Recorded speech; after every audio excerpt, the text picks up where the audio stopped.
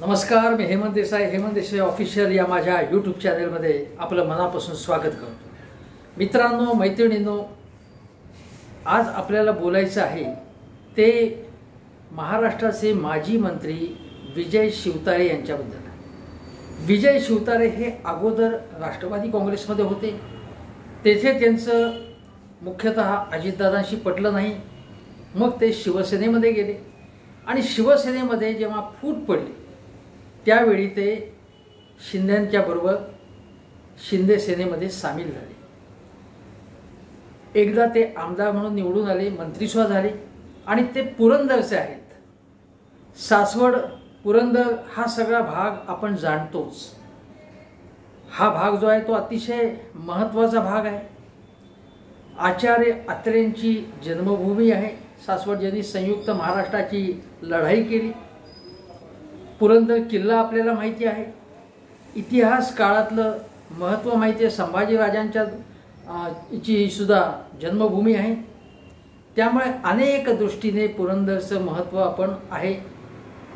ब्रिटिशांविरुद्धचा पहिला जो लढा दिला ज्यांनी, म्हणजे 1800 म्हणजे स्वातंत्र्य समरापूर्वी सुद्धा उमाजी नाईक यांनी, ज्याच्यावरती चित्रपट निर्माण झालेला आहे, इतिहासात त्यांचं संपूर्ण कर्तृत्व कथित आहे, ते उमाजी नाईक हे सुद्धा त्याच भागातले। हे सगळं विजय शिवतारेंनी सुद्धा आजच्या पत्रकार परिषदेत त्यापैकी काही गोष्टी सांगितल्या आणि असं सांगितलं की पवार कुटुंबाची जी एक साम्राज्यशाही आहे, हे पवार कुटुंबाच्या हातातच बारामती राहिले गेले 50 वर्ष। ही मक्तेदारी मला मोडून काढायची आहे आणि म्हणून मी निवडणुकीमध्ये उभा राहणार। वास्तविक बारामतीची जागा अजितदादा गटाला वाटून दिलेली आहे। बारामतीत सुनेत्रा पवार या उभे राहणार आहेत। त्यांच्या विरोधामध्ये सुप्रियाताई सुळे यांची उमेदवारी जाहीर झालेली आहे। महायुतीचा उमेदवार बारामतीचा म्हणजे सुनेत्राताई पवार असतील, हे जाहीर झालेले आहे। अशा वेळी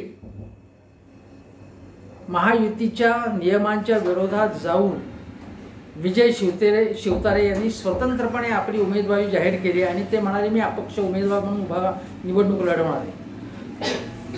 आता वास्तविक याला बंडखोरीच म्हणायला पाहिजे, पण ते म्हणतात मी बंडखोरी केलेलीच नाही आहे। अरे पण महायुतीचा उमेदवार जर निश्चित झाला आहे तो सुनेत्राताईंना ती जागा एक प्रकारे जाहीर झालेली आहे, ठरलेले आहे ते, कारण बारामतीची जागा ही अजितदादांच्याच कोट्यातली आहे, हे सगळ्यांना माहिती आहे। अशा वेळी ही बंडखोरी कशी नाही, बंडखोरीच आहेत। पण शिवतारे म्हणतात मी बंडखोरी केलेली नाही आणि मला लोकशाहीच्या लढाईसाठी, हुकुमशाही संपवण्यासाठी पवार घराण्याची ही निवडणूक लढवायची आहे आणि ही मी निवडणूक लढवावी म्हणून आमच्या या बारामती मतदारसंघातल्या अनेक म्हणजे सरपंच असतील, नगरसेवक असतील, जे जे निवडून आलेले आहेत वेगवेगळ्या संस्था, स्थानिक स्वराज्य संस्थांमध्ये, जिल्हा परिषद असेल, त्या सगळ्यांनी सभा घेऊन मला आग्रह केला की तुम्ही ही निवडणूक लढा, म्हणून मी ही निवडणूक लढवतो आहे। ही लोकशाहीची लढाई आहे असं ते म्हणाले। आता हा सगळा शिवतारेंचा युक्तिवाद आहे, हे आपल्याला माहिती आहे। आता मग शिवतारेंनी निवडणूक उमेदवारी जाहीर केल्याने ही तिरंगी लढत झाली, तर काय होईल हे बघण्यापूर्वी आपण एक लक्षात घेऊ की जेव्हा विजय शिवतारे काय म्हणाले पत्रकार परिषदेपूर्वी 1 दिवस 2 दिवस अगोदर ते काय म्हणाले हे आपण प्रथम बघू। ते म्हणाले गेल्या विधानसभा निवडणुकीत तू निवडूनच कसा येतो तेच पाहतो असे आव्हान मला अजितदादांनी दिले होते असं ते म्हणाले आणि ते म्हणाले की याचा बदला घेण्याची आता गरज निर्माण झाली आणि म्हणून मी निवडणुकीला उभा राहणार आहे। पुरंदरच्या स्वाभिमानी जनतेसाठी मोठमोठ्यांशी मी पंगा घेतला आहे। लोकसभेची निवडणूक समोर आहे आणि बारामतीचा मतदारसंघ हा कोणाचा 7-12 नाही, म्हणजे कोणाची मक्तेदारी नाही, ती कोणी उभा राहू शकतो, त्याप्रमाणे मी उभा राहणार आहे। पुरंदर, इंदापूर, भोर विधानसभा मतदारसंघातूनही खासदार होणे शक्य आहे। म्हणजे प्रत्येक जण बारामती तालुक्यातल्याच असं नाही, अन्य ठिकाणचा त्या लोकसभा मतदारसंघात अनेक भाग येतात, तिथला कोणी उभा राहू शकतो. आणि मी पुरंदरचा आहे म्हणून काय झालं, नाव बारामती लोकसभा मतदारसंघ असेल म्हणून काय झालं, मी निवडणूक लढवणार आहे, तो माझा अधिकार आहे असं शिवतारे म्हणतात. मग ते म्हणतात पुरंदरच्या स्वाभिमानी जनतेचा अपमान अजितदादाने केला आहे, जे आज उपमुख्यमंत्री आहेत. अपमान केला म्हणजे काय, त्यांचं म्हणणं आहे बारामती लोकसभा मतदारसंघात अनेक क्षेत्र येतात. म्हणजे आता समजा पुण्याजवळचा खडकवासला येतो, भोर येतं, दौंड येतं, या पुरंदर येतं, या कुठल्याही भागाचा त्यांनी विकासच केला नाही. एवढंच नव्हे तर शिवतारे म्हणाले की बारामतीच्या आसपासच्या खेड्यांमध्ये अजूनही पाण्याचा पुरेसा पुरवठा होत नाही, तिथे विकासाची प्रक्रिया गेलीच नाही, विकासाची गंगा पोचली नाही. आणि ही टीका आज केवळ शिवतारे करतात असं नाही. बारामती तालुक्यामधले काही भाग जो दुष्काळी राहिलेला आहे त्याबद्दल राष्ट्रवादी काँग्रेस एकसंध असताना सुद्धा टीका केली जात होती आणि सामाजिक कार्यकर्ते देखील ते टीका करत होते, शेतकरी टीका करत होती. हे वास्तव आहे, हे आपण लक्षात घेतलं पाहिजे. दुसरं ते म्हणाले की म्हणजे त्यांचं या दोघांमधलं वैर जुनं आहे. म्हणजे गुंजवणी पाणी योजना आहे त्यामध्ये सुद्धा त्या दोघांमध्ये वाद झाला होता. आणि 2019 झालेल्या विधानसभा निवडणुकीच्या वेळी शिवतारे कसं निवडून येतं हेच मी पाहतो. आणि जर मी एकदा ठरवलं तर कोणाचा बापही मला काही करू शकत नाही, मी त्याला पराभूत करतो असा दम अजितदादांनी दिला होता. आता दम देण्याबद्दल दादा कसे प्रसिद्ध आहेत हे आपल्याला माहिती आहे. एका वेळी राष्ट्रवादी काँग्रेस फुटला नव्हता तेव्हा ते म्हणाले होते की तुम्ही जर आम्हाला मतदान केलं नाही राष्ट्रवादीच्या उमेदवाराला तर पाणी तुम्हाला मिळणार नाही, असा उघड दम दिला होता. ते अनेकदा दमदाट्या करणं हा अजितदादांचा स्वभाव आहे. आणि याला ते म्हणतात मी काम कसं करून घेतो, प्रशासनावर त्यांची पकड आहे असंही म्हटलं जातं. पण प्रशासनावरती पकड आहे म्हणताना अधिकाऱ्यांना दम देणं, दमात घेणं किंवा गावकऱ्यांना दमात घेणं याचं समर्थन होऊ शकत नाही. आता दुसरी गोष्ट आहे की शिवसेना जेव्हा फुटली होती शिवसेना, त्यावेळी पहिली म्हणजे लगेचच पत्रकार परिषद घेऊन शिवतारे यांनी एकनाथ शिंदेंना पाठिंबा दिला होता. शिवतारे काय आता आमदार नाही आहेत, पण त्यांनी पाठिंबा त्यांना दिला, हे आपण लक्षात घेतलं पाहिजे असं ते पत्रकार परिषदेमध्ये सुद्धा त्यांनी सांगितलं. आता महत्त्वाची गोष्ट अशी आहे की शिवतारे यांचा आज इतका राग अनावर झाला. ते असं म्हणाले की इतके उर्मट आहेत अजितदादा, इतकी गुर्मी आहे की ज्याचं नाव ते नीच पातळीचं राजकारण करतायत, असभ्य पातळीचं राजकारण करतायत. इतके कठोर शब्द त्यांनी वापरल्यानंतर अजितदादांचे शिष्योत्तम भक्त प्रल्हाद अमोल मिटकरी जे आमदार आहेत, त्या अमोल मिटकरी जे अनेक वादग्रस्त वक्तव्य करण्यामध्ये उथळ वक्तव्य करण्याबद्दल प्रसिद्ध आहेत, त्यांनी लगेच सांगितलं की विजय शिवतारेंबद्दल आरेतुरेची भाषा केली जाते. आणि एक प्रकारे म्हणजे तुम्ही जर जास्त शहाणपणा केलात, म्हणजे एक प्रकारे जास्त श्वानाची उपमा दिली नाही त्यांनी, पण भुंकताय तुम्ही जर असं भुंकत राहिलात तर तुम्हाला आम्ही धडा शिकू, आम्ही हे सहन करणार नाही वगैरे त्यांनी बरंच अमोल मिटकरीने त्यांच्या पद्धतीने दम दिला. त्यांना आता हा दम देणं असतं ते हे टी व्हीच्या समोर येऊन दम देणं इतपतच असतं हे आपल्याला माहिती आहे, पण त्यांनी तो दम दिला. नंतर सूरज चव्हाण म्हणाले, जे प्रवक्ते आहेत अजितदादा गटाचे, ते म्हणाले की तुमचं आता तर संपूर्ण डिपॉझिटच जप्त होईल विजय शिवतारे, तुम्ही जर अजितदादांबद्दल असं वक्तव्य केलं तर, असं त्यांनी म्हटलं. आणि त्याच्यानंतर गिरीश महाजन म्हणाले की मी जेव्हा मंत्री होतो, देवेंद्र फडणवीस मंत्रिमंडळात आजही ते मंत्री आहेत, तेव्हा माझ्या खात्याचे राज्यमंत्री हे म्हणजे सिंचन खात्याचेच ते मंत्री होते आणि राज्यमंत्री विजय शिवतारे होते. त्यावेळी देखील मी त्यांच्याबरोबर काम केल्यामुळे आमचे संबंध चांगले आहेत. मी त्यांच्याशी फोनवरनं बोललो आहे आणि त्यांचा राग शांत करण्याचा आम्ही प्रयत्न करू, त्यांची समजूत करू. एकनाथ शिंदे आणि देवेंद्र फडणवीस यांना ते लवकरच भेटतील वगैरे वगैरे करून गिरीश महाजन यांनी वातावरणातला तणाव कमी करण्याचा प्रयत्न केला. हे लक्षात घ्या काय चाललंय ते. म्हणजे आणि त्याच वेळी आनंद परांजपे हे म्हणाले की विजय शिवतारे यांनी जर या प्रकारे अजितदादांवरती टीका केली, आणि आनंद परांजपे आपल्याला माहिती आहे की शरद पवार एकसंध राष्ट्रवादी गटातच होते, ते पण मग ते एकदम ते जितेंद्र आव्हाडांच्या जवळचेही होते, पण आता ते अजितदादांबरोबर गेलेत. आणि ते म्हणाले की असं जर बारामतीत त्रास देण्याचा प्रयत्न झाला, म्हणजे अजितदादांच्या पत्नी सुनेत्रा पवार यांना पाडण्याचा प्रयत्न झाला, तर कल्याणमध्ये सुद्धा आम्हाला मग जे श्रीकांत शिंदे आहेत त्यांना जागा दाखवावी लागेल, त्यांनाही धडा शिकवावा. उघड दमदाटी केली त्यांनी, उघड इशारा दिला, दमदाटी नाही इशारा दिला. याचा अर्थ काय की एकनाथ शिंदे गट आणि अजितदादा पवार गट या दोघांमध्ये जोरात लागलेले संघर्ष निर्माण झालेला आहे. हा केवळ एक मुद्दा नाही, इतर अनेक मुद्द्यांवरून सातत्याने संघर्ष निर्माण झाला आहे. आणि मी तुम्हाला आठवण करून देतो, ज्याची विजय शिवतारेने आठवण करून दिली, पण त्याच्यापूर्वी मी अनेकदा तुम्हाला सांगितलंय की अजितदादा काय म्हणाले होते एकनाथ शिंदेंनी जेव्हा बंड केलं तेव्हा. अजितदादाही म्हणाले की गद्दारी आहे, तुम्हाला जर बंड करायचं होतं, तो काय उठाव म्हणतात तो करायचा होता, तर तुम्ही स्वतःचा पक्ष स्थापन करायचा वेगळा, स्वतःचा पक्ष स्थापन त्याला वेगळी निशाणी घ्यायची, वेगळं नाव द्यायचं, मग करा ना तुम्ही अशा प्रकारची गोष्ट, काही हरकत नाही. पण तुम्ही पक्ष का पळवलात असा सवाल अजितदादांनी केला होता. आणि त्यानंतर अजितदादांनी स्वतःच एकनाथ शिंदेंचं अनुकरण केलं. याची आठवण मी तुम्हाला अनेक व्हिडिओबंद करून दिली होती की अजितदादा पवार हे किती लबाड चलाख धूर्त राजकारणी ते तुम्हाला सांगण्यासाठी. शरद पवारांशी त्यांनी गद्दारी केली, त्यांना दगा दिला. काकांनी सर्व प्रकारची मदत देऊ करून सुद्धा सर्व प्रकार त्यामुळे त्यांना नाव दिलं, लौकिक दिला, सत्तापदं दिली, परंतु त्यांनी काकांशी गद्दारी केली. हे 100% सत्य आहे. आणि आज विजय शिवतारे ते जे बोलले त्यात काहीही चूक नव्हती. विजय शिवतारे जे म्हणतायत की बारामतीमधल्या अनेक भागामध्ये जो विकास व्हायला पाहिजे होता, जो ज्या पद्धतीचा तो झाला नाही, काही भाग उपेक्षित राहिले, हेही खरं आहे.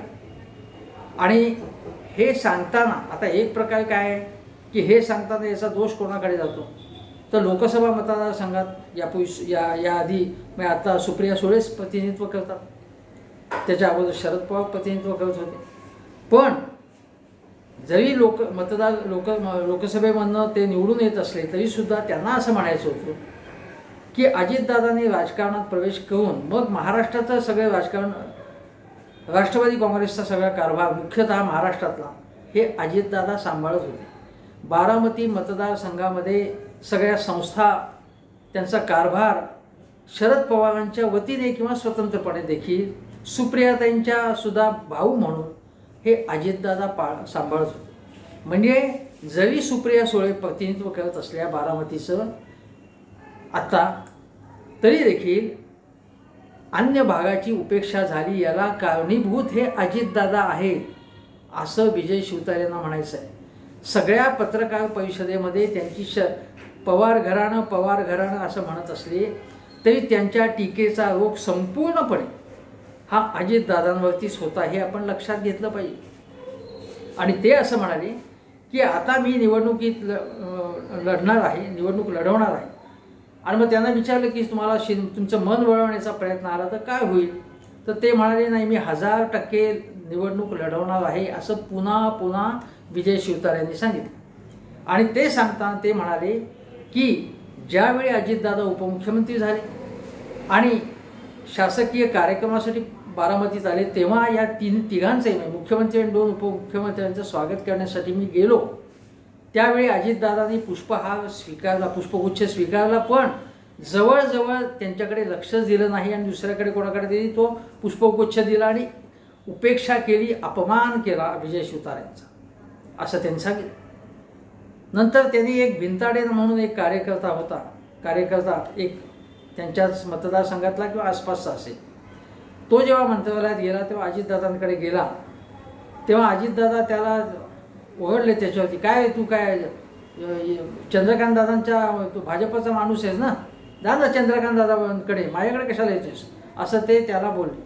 वास्तविक मंत्री हा कुठल्याही सगळ्या लोकांचा असतो, सगळ्या महाराष्ट्राचं प्रतिनिधित्व करतो आणि कुठल्याही पक्षाचा कुठल्याही समाज घटकातला माणूस असला तरी त्याचं काम करणं हे त्याचं कर्तव्य असतं. पण ही उदाहरणं शिवतारेंनी सांगितली ते असं की हे गुरमीचं राजकारण करतात.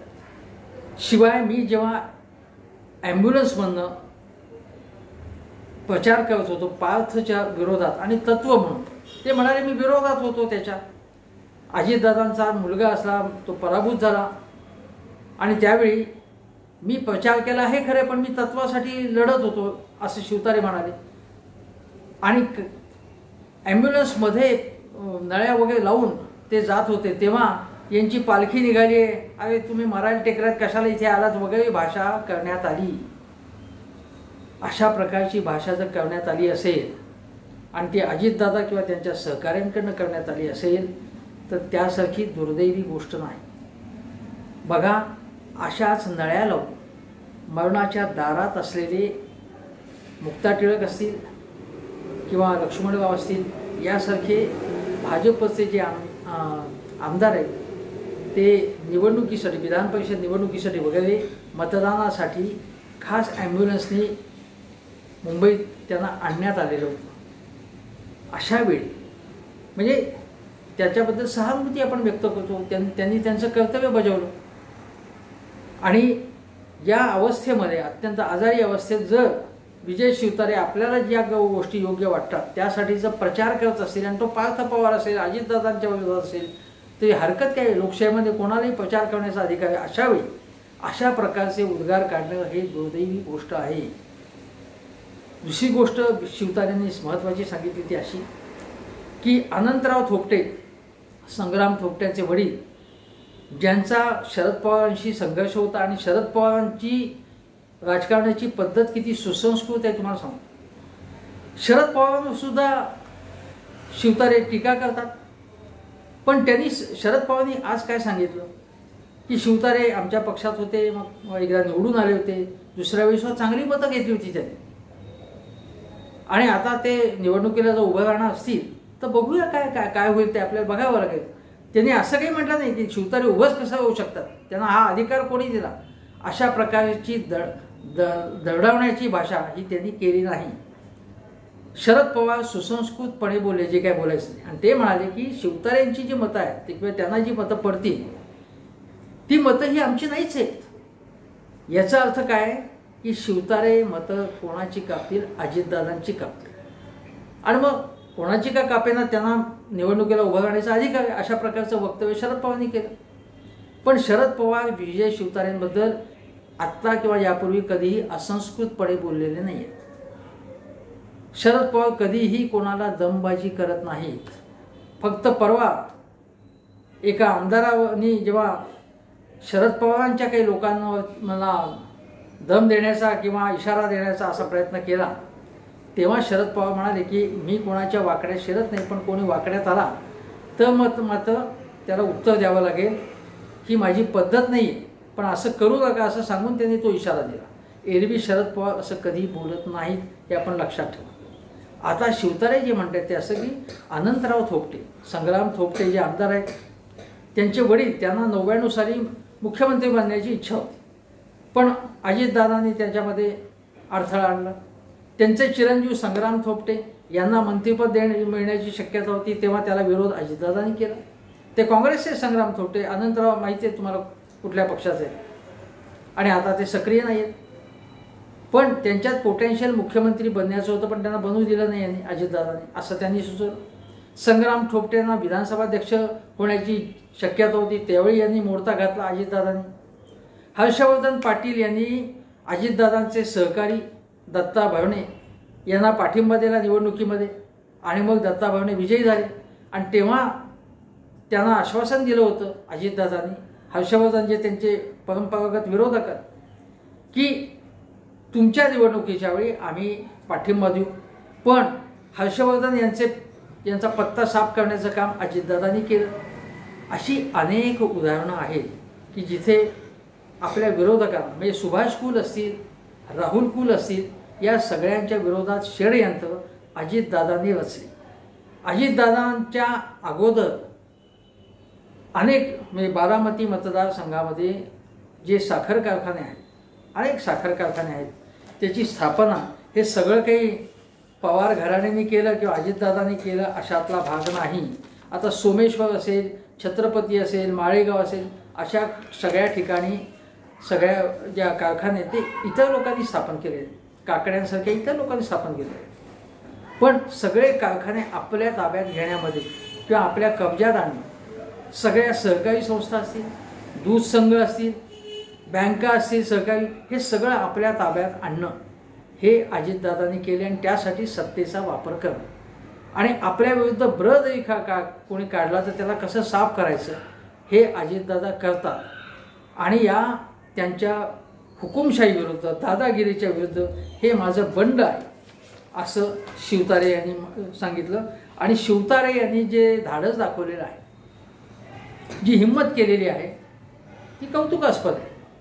म्हणजे बारामतीत कोणी लढूच शकणार नाही. आता एक गोष्ट अशी आहे की अजितदादा असेल किंवा शरद पवार असेल, कोणी सुप्रियाताई असेल, कोणी असं काही म्हटले नाही. म्हणजे शिवतारे जेव्हा म्हणतात की इतर कोणाला उभं म्हणजे ही लोकशाही जिवंत ठेवायची असेल तर लोकशाही जिवंत आहे, म्हणजे कोणीही उभं राहू शकतं. आता महादेव जानकर नव्हते का उभे राहिले, त्यांनी चांगली मतं मिळवली होती. मग असं म्हटलं जात होतं की कमळ चिन्हावरती निवडणूक लढवली असती त्यांना विजय मिळाला असता. यांनी कांचनकुल, आपण अनेक नावं सांगू शकतो, कांताताई नलावडे, त्यांनी सुद्धा निवडणूक लढवलेली होती भाजपच्या. म्हणजे तेवढी हिंमत केली होती. म्हणजे निवडणूक कोणीही लढवू शकतो, लढवले आहेत पवार घराण्यातल्या कुठल्याही उमेदवाराच्या विरोधात, हे सत्य आहे. पराभूत झाले कोणी हे ठीक आहे, पण आता याच्यामध्ये हे सगळं सांगितलं त्यांनी. म्हणजे मी असं म्हणतो की तरीसुद्धा एक तर काय ज्या पद्धतीने त्या भागात आज अजितदादांची बघा केंद्रात महाशक्ती आहे, राज्यात अजितदादांची सत्ता आहे, पुण्याचे पालकमंत्री ते आहेत आणि या सगळ्या भागावरती पुणे जिल्ह्यावरती त्यांची हुकूमत आहे. अशा वेळी त्यांना आवाज देणं, त्याची हिंमत करणं, त्याचं धाडस करणं, याच्याबद्दल विजय शिवतारे यांचं मी कौतुक करतो किंवा त्यांचं अभिनंदनही करतो. आणि दादांच्या दादागिरी विरुद्ध आवाज बुलंद केल्याबद्दल मी त्यांचं अभिनंदन करतो. कारण ह्या दादागिरीला चाप लावलाच पाहिजे. गुरमीची भाषा म्हणजे मराठी सिनेमातला जो मस्तवाल पाटील असतो, जमीनदार असतो, त्याची जी भाषा असते ती राजकारणामध्ये विशेषतः पुणे जिल्ह्यात ज्या प्रकारे ऐकू येते, आणि मी कोणाकडे बोट दाखवता येईल तुम्हाला माहिती आहे, त्या दादागिरीला चाप लावलाच पाहिजे. की मी म्हणून तेच खरं असं चालता कामा नये, असं चालून देता कामा नये. आता हे सगळं झाल्यावरती मला तुम्हाला सांगायचं आहे की या इथे विजय शिवतारे यांच्या बोलण्यामध्ये जे आहेत ते काही गोष्टी आहेत त्याच्या कॉन्ट्राडिक्शन्स विस्तारावरती तुम्हाला मला दाखवून द्यायचे आहे. एक तर विजय शिवतारे यांनी काय केलं आहे की एक नमो विचार मंच काहीतरी त्यांनी स्थापन केलं आहे म्हणून. हां, आता हा काय नमो विचार मंच जेव्हा काय जो आहे हे सगळे कागदी संघटना असतात. आता कधी स्थापन केला त्यांनी मंच, नमो विकास मंच. हां, त्या नमो विकास मंचाचे सदस्य कोण आहेत, पदाधिकारी कोण आहेत, संघटना कुठे आहे, हे ऑफिस कुठे आहे, काय कोणाला काय माहिती. नमो विकास मंच ठीक आहे स्थापन केलं.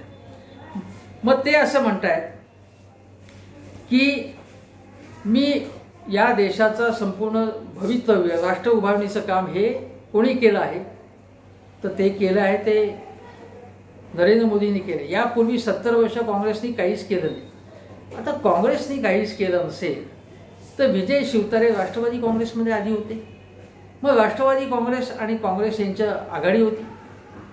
मग जेव्हा आघाडी त्यांची झाली ती कशामुळे झाली तर विचारधारा समान होती. गांधी नेहरूंना मानणारे लोक आहेत ते, शाहू फुले आंबेडकरांचा वारसा जपणारे लोक आहेत ते. मग ही आघाडी असताना राष्ट्रवादी काँग्रेसचा त्यावेळी त्या आघाडीला विरोध का नाही केला. आणि त्यावेळी जर तुम्ही काँग्रेसच्या किंवा नेहरू गांधींची विचारसरणी मान्य करत होतात, तुम्ही काही भाजपची विचारधारा आपलीशी केली नव्हती. मग अचानकपणे तुम्हाला नवविकास नमोंचा उदो करावा असा का वाटतो? तो वाटतो यासाठी की आज महाशक्ती केंद्रामध्ये आहे. महाराष्ट्रामध्ये देवेंद्र फडणवीस आणि त्यांच्या मागे उभे असलेले मोदी, शहा, नड्डा यांच्याशिवाय पत्ताही हलू शकत नाही हे त्यांना माहिती आहे. एकनाथ शिंदेंना त्यांच्या हुकुमाचे एकनाथ शिंदे ताबेदार आहेत, अजितदादा त्यांच्या हुकुमाचे ताबेदार आहेत. मग एकीकडे तुम्ही नमोचा उदो करता आणि नमोंचा बारामतीतला म्हणजे महाशक्तीचा महायुतीचा कॅन्डिडेट कोण आहे बारामतीतला? तर अजितदादांनी सुचवलेला उमेदवार म्हणजे सुनेत्राताई पवार आहे. मग लॉजिकली काय आहे? एकनाथ शिंदे बघा त्या प्रचार सभेसाठी येतील, देवेंद्र फडणवीस इथे येतील. अशा वेळी तुम्ही अजितदादांच्या विरोधात उभे राहता, याला काय अर्थ आहे? मग तुम्ही असं म्हणायला पाहिजे की अजितदादा बघा, अजितदादा काय म्हणतात की मोदीजींनीच देशाचा विकास केलाय, मोदीजींच्यामुळे देश जोरात पुढे प्रगती करतोय, मी त्यांच्या मागे आहे. याचा अर्थ अजितदादा आणि विजय शिवतारे हे एकाच बाजूला आहे, एकाच बाजूला आहे, मोदींचे पाठीराखे आहेत त्या. आणि दुसरीकडे शिवतारे असेही म्हणतात की देवेंद्र फडणवीसांबद्दल सुद्धा त्यांनी बरेच सातत्याने गौरवोद्गार काढले देवेंद्र फडणवीसांबद्दल. देवेंद्र फडणवीस हे कसे आहेत, अमुक आहेत, तमुक आहेत वगैरे त्यांनी बरंच सांगितलं. त्यांनी म्हणजे देवेंद्र फडणवीसांचं त्यांच्या पत्रकार परिषदेमध्ये मला ते वाक्य आठवता येतात की देवेंद्र फडणवीसांचं त्यांच्या पत्रकार परिषदेमध्ये त्यांनी 2दा-3दा उदो केला देवेंद्रजींचा की देवेंद्र हे कसे महान नेते आहेत वगैरे वगैरे वगैरे. मग असं जर सगळं आहे तर देवेंद्र फडणवीस आणि दादांची दोस्ती आहे, फडणवीस सुद्धा प्रचाराला येणार आहेत. मग अशा वेळी जर शिवतारे तिथे उभे असतील आणि उद्या मोदी साहेब तिथे आले तर मोदी साहेबांना शिवतारेंच्या विरोधात सुद्धा बोलावं लागेल, कारण ही तिरंगी लढत आहे. मोदी साहेब किंवा एकनाथ शिंदे साहेब, देवेंद्र फडणवीस हे त्यावेळी सुप्रियाताई सुळेंवरती घणाघात करतीलच, पण विजय शिवतारेंवर सुद्धा त्यांना टीका करावी लागेल. मग ही विसंगती नाही का? म्हणजे तुम्ही तुमच्या विरोधात जे असतील कोण असतील? सुनेत्राताई पवार आणि त्याबरोबर जसे अजितदादा त्यांचे पतीच आहेत आणि अजितदादांच्याच गटाच्या ते कॅन्डिडेट असतील, पण त्याबरोबर भाजपचे सर्वोच्च नेते आणि देवेंद्र फडणवीस हे आणि एकनाथ शिंदेसाहेब हे सगळे विजय शिवतारे तुम्ही जर निवडणुकीच्या रिंगणात असाल तर तुमच्या विरोधात उभे असतील. अशा वेळी त्यांना तुमच्यावर टीका करावी लागेल आणि तुम्हाला त्यांच्यावर टीका करावी लागेल. कारण अजितदादांचे हात आज कोण मजबूत करतं आहे? जे तुमचे शत्रू आहेत. कोण करते? तर भाजप त्यांच्या मागे उभी आहे. शिंदेंना सुद्धा त्यांची साथ करावी लागणार आहे, सोबत करावी लागणार आहे. कारण 3 चाकी हे वाहन आहे, ते चालण्यासाठी म्हणून त्या प्रकारे 3 चाकी रिक्षा चालवण्यासाठी म्हणून तडजोड करावी लागणार आहे. तुम्ही तडजोड करायला तयार नसाल तर मग विजय शिवतारे साहेब की तुम्ही एकनाथ शिंदे गटाचा राजीनामा द्या आणि राजीनामा देऊन तुम्ही उघड अपक्ष उमेदवार म्हणून उभे राहा. जर अपक्ष तुम्ही जर सदस्य असाल शिंदे सेनेचे, माझ्या मते तुम्ही आहात, आणि जर तुम्ही अपक्ष उमेदवारी तुमची घोषित केली तर तुम्हाला शिंदे सेनेतून बडतर्फ करणं भाग पडेल. त्याला तुमची तयारी आहे का? आणि जर विजय शिवतारे तिथे उभे राहणार असतील आणि सुप्तपणे शिवतारे तुम्हाला तुमच्या मागे एकनाथ शिंदे उभे राहणार असतील किंवा सुप्तपणे भाजपवाले किंवा तुमच्या मागे ताकद उभी करणार असतील, गोपीचंद पडळकर तुमच्या मागे उभे राहणार असतील जे भाजपचे नेते आहेत, धनगर समाजाचे नेते आहेत, बारामतीत खूप लक्ष असतं त्यांचं, तर मग एक प्रकारे भारतीय जनता पक्ष आणि शिंदे सेना ही अजितदादांचाच दगा देती आहे असा त्याचा अर्थ होतो.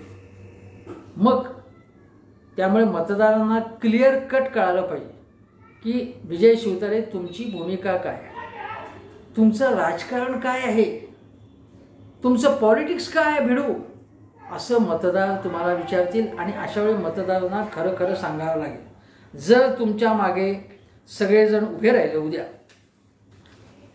आणि अचानक तुम्ही उमेदवारी मागे घेतली तर काय, असा प्रश्न निर्माण होईल. 2-3 दिवसांनी जेव्हा तुम्ही उभे राहाल तिथे, म्हणजे देवेंद्र फडणवीस आणि शिंदे साहेबांच्या बरोबर तुमची मीटिंग होईल, तेव्हा काय करणार आहात तुम्ही, काय तडजोड होईल मला माहिती नाही.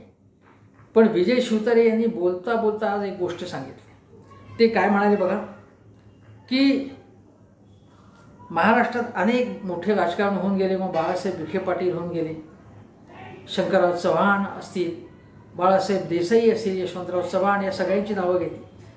आणि या पवार घराण्याने मुख्यतः अजितदादांकडेच ते बोट करत होते. यांनी मात्र बाजारू राजकारण चालू केलं, पैशाचं राजकारण चालू केलं, सुभेदारी निर्माण केली आपली, अशा प्रकारची कडवट टीका विजय शिवतारेंनी केली. म्हणजे त्यांचं राजकारण वेगळं होतं आणि अजितदादांनी केवळ सत्तेचं, खालच्या पातळीचं, उर्मटपणाचं, गुरमीचं, नीचपणाचं राजकारण केलं. हे सगळे शब्द माझे नाही आहे, हे विजय शिवतारे यांनी अत्यंत कठोर शब्द वापरलेले. त्यांच्या मनामध्ये अक्षरशः वन्नी धगधगतोय अजितदादांच्या विरुद्ध. कधी एकदा मी अजितदादांना पूर्णपणे चित करेन, कधी एकदा त्यांच्या माझ्या पराभवाचा बदला घेईन, अजितदादांच्या खुनशी विद्वेषी राजकारणाचा कधी मी वचपा काढेन, असं विजय शिवतारेंना झालेलं आहे. हे तुम्ही लक्षात घ्या. पण विजय शिवतारे जो उभे राहिले आणि तिरंगी लढत झाली. सुप्रियाताई बघा, या 3 कॅन्डिडेट्समध्ये आज अशी तिरंगी लढत झाली. विजय शिवतारेंनी माघार घेतली नाही तर कोण चांगला कॅन्डिडेट आहे, उघड स्पष्टपणे मी तुम्हाला सांगतो. मी इकडचं तिकडचं काही बोलत नाही, सरळ सांगतो की सुप्रियाताई Sule is the best candidate. उत्तम संसदरत्न पुरस्कार केवळ नाही तर जागतिक प्रश्न, आर्थिक प्रश्न, सामाजिक प्रश्नांचं असलेलं भान हे त्यांचं चांगलं आहे. लोकसभेमध्ये चर्चेमधला सहभाग, विचारलेले प्रश्न आणि प्रश्नांचा पाठपुरावा करणं, उपप्रश्न विचारणं, हे या सगळ्यात त्यांनी अत्यंत प्रभाव गाजवला आहे. तरुण जे राजकारणी राहुल गांधींबरोबर वेगवेगळ्या पक्षातले तरुण राजकारणी आले, भाजपमधले सुद्धा, त्यामध्ये सुप्रियाताई सुळे या अतिशय म्हणजे चमकल्या. सगळ्यांमध्ये ज्यांचा चेहरा देशापुढे आला त्या सुप्रियाताई सुळे. त्या कधीही पवारांच्या पद्धतीने, अत्यंत सुसंस्कृत पद्धतीने ते नेहमी व्यक्त झाले. आणि मी असं सांगेन की वडिलांपेक्षा त्यांच्यामध्ये एक चांगला गुण आहे, बाप से बेटा सवाई म्हणतोच, बाप से बेटी सवाई. भाषण करण्यामध्ये, अभ्यासपूर्ण भाषण करण्यामध्ये आणि युक्तिवाद करण्यामध्ये सुप्रियाताई या शरद पवारांपेक्षा अधिक चांगल्या पद्धतीने बोलतात, असं मी तुम्हाला सांगतो. शरद पवारांना अभिमान वाटेल अशीच त्यांची ही कन्या आहे. आणि त्यामुळे सुप्रियाताई is the best candidate. Baramati Lok Sabha मतदारसंघात त्यांना निवडून दिलं जाणं, मतदारांनी समजा दिलं तर स्वाभाविक होईल. दुसरा कॅन्डिडेट कोण आहे तर सुनेत्राताई. सुनेत्राताई यांना सामाजिक कार्याचा थोडाफार अनुभव आहे, पण आज त्या अजितदादांच्या सावली अशी त्यांची ओळख आहे. उद्या समजा निवडून आल्या तर त्या स्वतःची ओळख निर्माण करू शकते. आणि कुठल्याही महिलेने राजकारणात प्रवेश केला तर त्याचं मी स्वागत करेन. म्हणून मी सुनेत्राताईंबद्दल आदराने बोलत आलो आहे, बोलणार. आणि त्यांना निवडणुकीला उभं राहण्याचा अधिकार आहे. ही लढत रंगतदार व्हावी अशीही माझी इच्छा आहे. पण आज 2 सुप्रियाताई आणि सुनेत्राताईमध्ये उजव्या कोण आहेत, अर्थातच सुप्रियाताई. उद्या जर विजय झाल्या आणि चांगल्या अभ्यासपूर्ण पद्धतीने व्यक्त होत राहिल्या तर संसदेत सुनेत्राताई सुद्धा प्रभाव निर्माण करू शकतील. यात काही शक्यता आहे तशी. पण अनुभव कोणाचा आहे राजकारणाला जास्त, सुप्रियाताईंच्या इतकाच किंवा त्यापेक्षा कदाचित अधिक असेल. विजय शिवतारे हे मंत्री होते, त्यांनी राजकारणात ते सक्रिय आहेत, प्रशासनाचा त्यांना अनुभव आलेला आहे. त्यामुळे सुप्रियाताई 1 नंबरला, 2 नंबरला विजय शिवतारे, 3 नंबरला सुनेत्राताई पवार, असा मी नंबर लावतो. पण विजय शिवतारे काय म्हणाले, ही लढाई ही माझी लढाई ही सुप्रियाताईंबरोबरच असेल. म्हणजे ते असं गृहीत धरतात, ते असं म्हणतात की बारामती लोकसभा मतदारसंघात इतका संताप आहे अजितदादांच्या राजकारणाविरुद्ध, त्यांच्या शैलीविरुद्ध, की सुनेत्राताई पवार निवडून येऊ शकत नाही.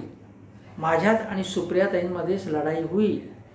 याचा अर्थ एक प्रकारे अजितदादांना बारामती लोकसभा मतदारसंघातून संपूर्णपणे बाहेर काढण्याचं काम किंवा तो उद्देश हा विजय शिवतारे यांनी आपल्या समोर ठेवला आहे. आणि ते म्हणाले की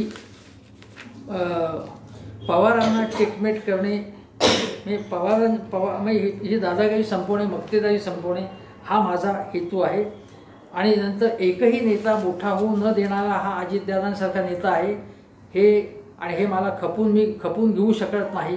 नंतर मोदींकडे बघून मी हे सगळं करतोय हे एक वाक्य आहे अजित शिवतारेंचं. मोदींकडे बघून हे करतोय, मोदींची प्रेरणा आहे का याच्यामध्ये?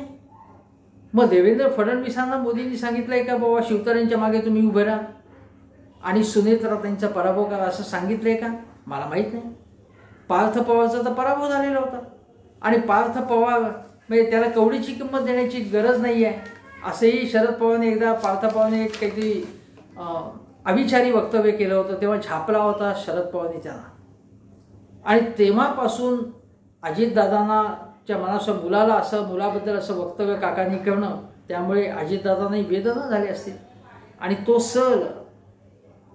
ती चीड त्यांच्या मनामध्ये, एक तर त्याच्या अगोदरपासून शरद पवारांबद्दल काकांबद्दल चीड होती की आपल्यावरती अन्याय झाला नसला तरीसुद्धा त्यांना असं वाटत होतं की आपला आणखी न्याय झाला पाहिजे असं माझं म्हणणं आहे. आता पैशातून सत्ता आणि सत्तेतून पैसा आणि असं चालू आहे असं शिवतारे म्हणतात. ते असं म्हणत आहेत की अशा निवडणुका कोणी सुरू केल्या, हे कालचक्र थांबले पाहिजे असं देवेंद्र फडणवीस म्हणतात की कालचक्र, हे नवे कालचक्र सुरू झाले म्हणजे मोदीजींनी सुरू केले, मोदीजी नवं परत सुरू. त्याच भाषेमध्ये शिवतारे म्हणतात मोदीजींप्रमाणे देशात कोणीच काम केलं नाही असं ते म्हणतात.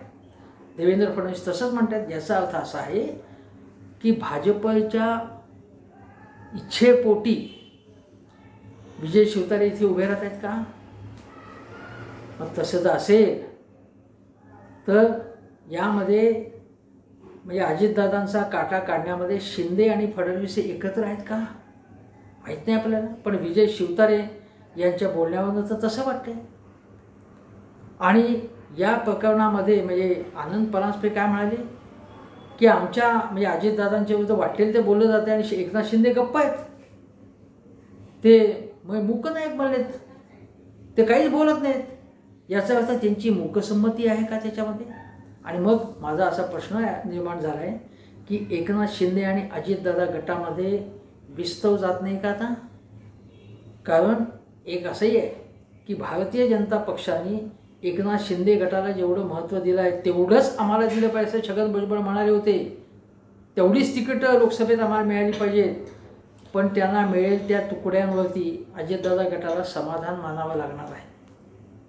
आणि मग शिंदे आपल्या पुढे गेलेत, आपण मागे राहिलेलो आहोत. शिंदे मुख्यमंत्री बनले, आपण कधी मुख्यमंत्री बनणार? आज नाही म्हणलं उद्या ते बनलो का नाही, परवाही बनणार नाही. याच्यामुळे अजितदादांची चिडचिड वाढलेली आहे. ही 3 चाकी रिक्षा, एक चाक इकडे एक चाक इकडे एक चाक इकडे असं चाललेलं आहे. त्यामुळे गोंधळात गोंधळ निर्माण झाला आहे. विजय शिवतारे यांनी जी बंडाची तुतारी फुंकलेली आहे ती आणि शरद पवारांचं तुतारी हे चिन्ह हे वेगळं आहे. हुकुमशाही विरुद्ध मी लढतो आहे असं विजय शिवतारे म्हणतात अजितदादांच्या. ते नरेंद्र मोदींच्या हुकुमशाहीबद्दल काही बोलत नाहीत. लोकशाहीच्या गप्पा जर विजय शिवतारे तुम्ही मांडताय, मग लोकशाही तुम्ही म्हणणे की लोकशाही चिरडण्याचं काम अजितदादा करतात लोकसभा मतदारसंघात. देशातील लोकशाही चिरडण्याचं काम कोण करत आहे? आणि शिवतारे तुम्ही ईडीचाही उल्लेख बोलता केला, म्हणजे ईडीचं वगैरे ठीक आहे होते काही गोष्टी असं ते मान्य करताय तुम्ही. आणि हे वक्तव्य तुमचं आहे ते मोदी सरकारच्या या ईडीचा वापर करण्याच्या कृत्यांबद्दल तुमची नाराजी तुम्ही व्यक्त केली अप्रत्यक्षपणे. पण तुम्ही मोदी हेच सर्वोच्च नेते आहेत, महान नेते आहेत असं म्हणताय. पण मोदींची हुकुमशाही तुम्हाला खटकत नाही, अजितदादांची हुकुमशाही मात्र तुम्हाला खटकते. हाही मुद्दा मला सांगायचा आहे. पण तरीसुद्धा काही असो, विजय शिवतारे तुम्ही बंडाची तुतारी फुंकलेली आहे. एक तुतारी द्या मज आणून फुंकणीची मी स्वप्राणाने असं तुम्ही म्हणताय. आणि अजितदादांना लोळवल्याशिवाय तुम्ही शांत बसणार नाही असा तुमचा बाणा आहे. तुम्ही तुमचा हा बाणा सिद्ध करण्यासाठी माघार घेणार नाही आणि अजितदादांशी टक्कर घ्याल. आणि टक्कर तुम्ही घेत असाल यासाठी तर तुमच्याही निवडणुकीसाठी मी शुभेच्छा देतो. पण केवळ पत्रकार परिषद घेऊन इशारा देण्यापुरतं तुम्ही सीमित राहू नका. प्रत्यक्ष निवडणूक लढा आणि मग सुनेत्राताई, सुप्रियाताई का विजय शिवतारे कोण जिंकेल हे बघूया आपण. घोडा मैदान जवळच आहे. नमस्कार. सध्या मी इथेच थांबतो. हेमंत देसाई ऑफिशियल हा माझा चॅनल जरूर बघा. शेजारचं बेल आयकनचं बटन दाबा आणि आपल्या मित्रमंडळींना सांगा हा चॅनल बघा. नमस्कार. थांबतो.